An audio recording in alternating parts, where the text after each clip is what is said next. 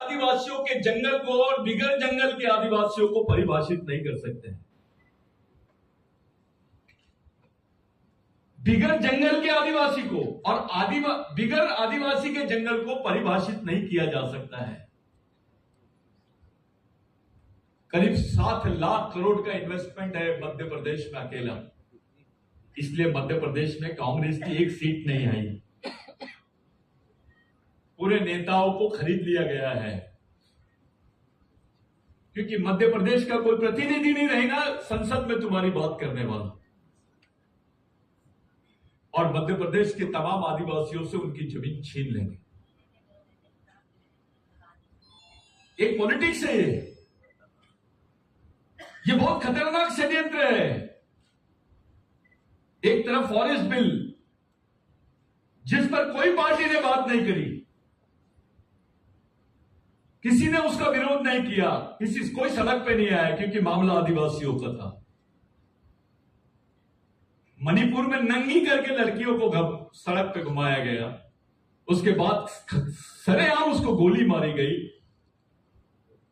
उसकी दखल जिस तरीके से होनी थी उस पर प्रधानमंत्री भी बात नहीं किया। शर्म की बात तो यह है, राष्ट्रपति हमारी थी वो भी नहीं गई, राज्यपाल आदिवासी थी, राष्ट्रपति आदिवासी थी, दोनों महिला, और आदिवासी महिला को नंगा घुमाया जाता है, उसको सूट कर दिया जाता है। ये जो घटना है ये हमको संकेत दे रही है कि आने वाला समय हमारे लिए क्या होगा, आने वाले समय में हमारे समाज का अस्तित्व क्या होगा। साथियों, सुप्रीम कोर्ट में पिटीशन डालने के लिए पैसा नहीं था मूवमेंट के पास, सुप्रीम कोर्ट में कोई पहचान नहीं थी। मैं सुप्रीम कोर्ट में गया, कुछ साथियों से मिला, उनके माध्यम से सबसे बातचीत हुई। उन लोगों के माध्यम से मैं एक कार्यक्रम में गया, और वो कार्यक्रम एडवोकेट बलराज साहब से ही उन्होंने ही ऑर्गेनाइज किया था, और पूरे वो कार्यक्रम में मेरा वहां पर एक परिचय बलराज साहब से हुआ। उनकी जो सोशल थिंकिंग थी, उनकी जो सोच थी, वो सोच देख के मैं बहुत इंप्रेस हुआ।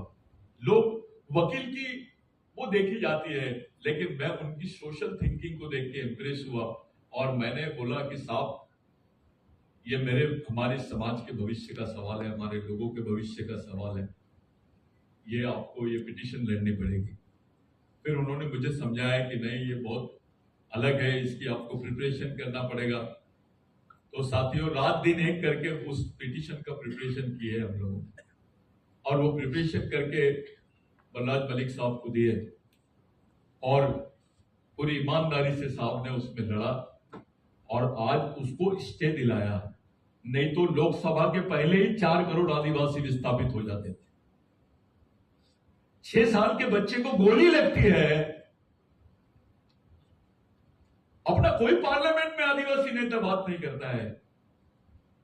6 साल के बच्चे को गोली लगने का मतलब क्या है? कोई दखल नहीं, मध्य प्रदेश चुपचाप बिल्कुल साइलेंस है, छत्तीसगढ़ साइलेंस है। देश में इतना हंगामा होने के बाद प्रधानमंत्री उस पर बात करने के लिए तैयार नहीं है। किसके भरोसे छोड़ दिया गया है तुमको? क्या सही में इस देश की सरकार आदिवासियों के साथ में है? क्या सही में ये लोग मानते हैं संविधान को? ये जो सरकार है चंद पूंजीपतियों के हाथ में एक खिलौना बन गई है, और पूंजीपतियों के पास में तुम्हारे धर्म, तुम्हारी जात गिरवी रहती है, तुम्हारी पार्टियां गिरवी रहती है, तुम्हारे नेता गिरवी रहते हैं।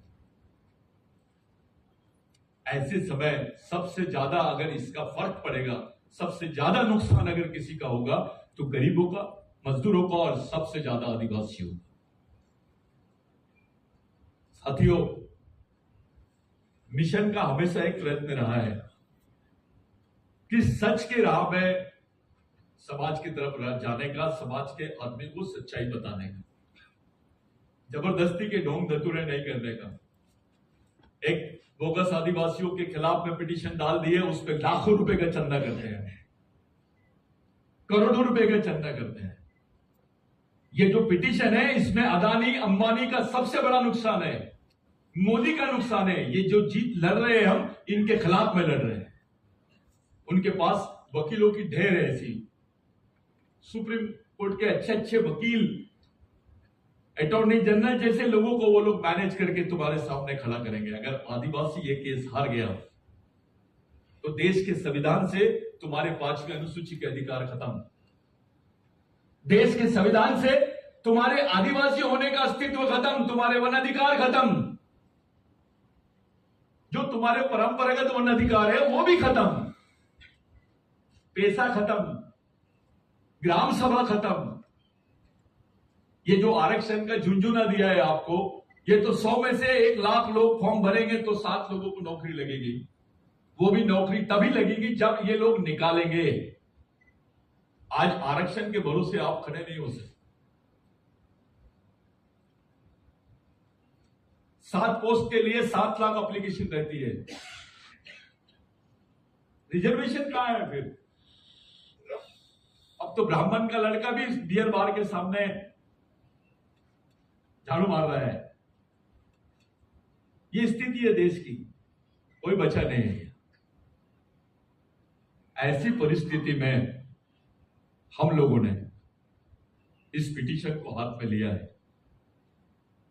ये मीटिंग बुलाने का मेन कारण ये था कि अपने कैडर्स को मालूम होना चाहिए कि मूवमेंट क्या कर रहा है, मूवमेंट कौन सी बात कर रहा है। मैंने डॉक्यूमेंट्री फिल्म बनाया, मेरे खिलाफ में इन्होंने छत्तीसगढ़ में एफआईआर दर्ज करे। जो फॉरेस्ट पे, आ जाइए ऊपर चलो,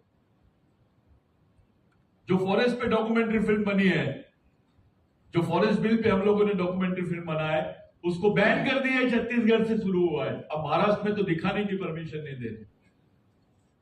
हम अपना दुख भी नहीं रख सकते सामने, हम अपनी बात भी नहीं रख सकते सामने।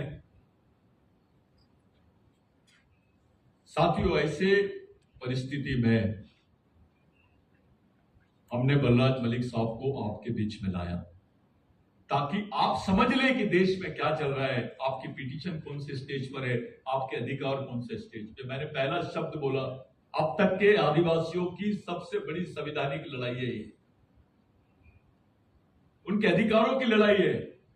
एक बार जंगल से आदिवासियों का अस्तित्व खत्म हो जाएगा, उसके बाद डिफाइन नहीं होगा आदिवासी, ना इंडिया में ना यूएन में।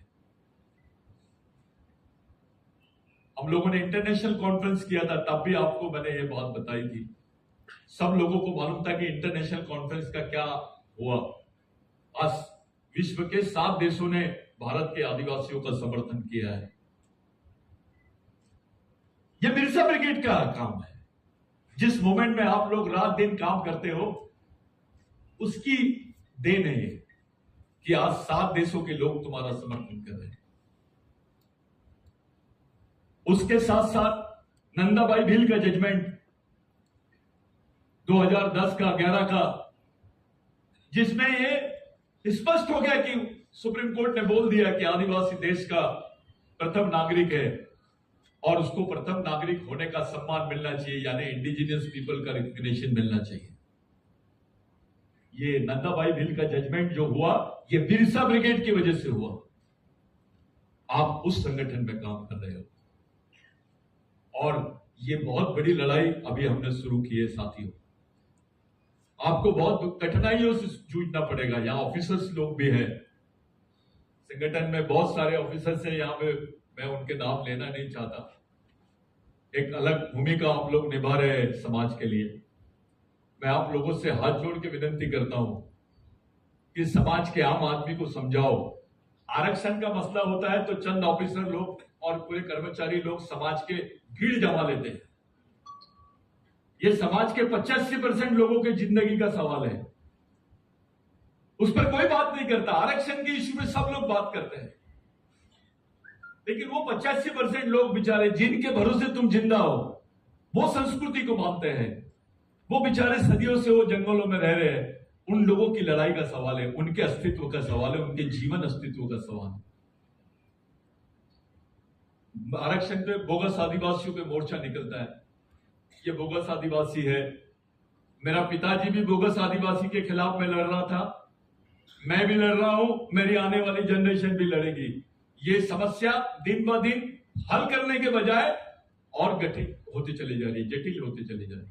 महाराष्ट्र की गवर्नमेंट ने तो खुलेआम प्रोटेक्शन दे दिया, तब किसी मंत्री ने इस्तीफा नहीं दिया।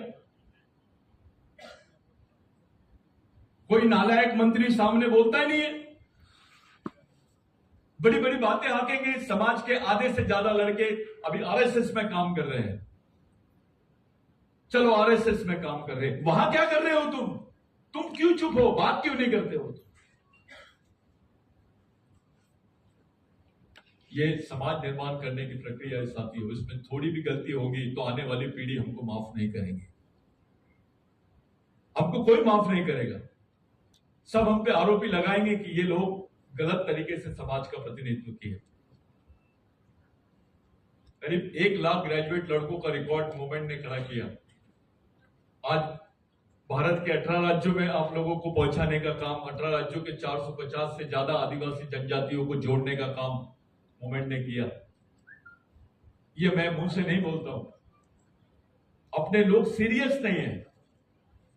कुछ लोगों को ऐसा लगता है मेरे को अध्यक्ष बनाना चाहिए, कुछ लोगों को लगता है मेरे को सचिव बनाना चाहिए। मैं पहले ही बता दिया था आपको, ये पद वद आपके घर में रखो, ब्रेन में क्या है ये बताओ। संगठन की मेन स्थापना आपके ब्रेन में होना चाहिए। आपका तो कोई भी उपयोग कर लेगा, अगर आप छोटी सोच के रहोगे तो आपका कोई भी उपयोग कर लेगा। मिशन में एक कैडर ही उसकी शाखा है, कोई शाखा ब्रांच लगाने की जरूरत नहीं। ब्रांच तो यहां होनी चाहिए आपके विचारों में।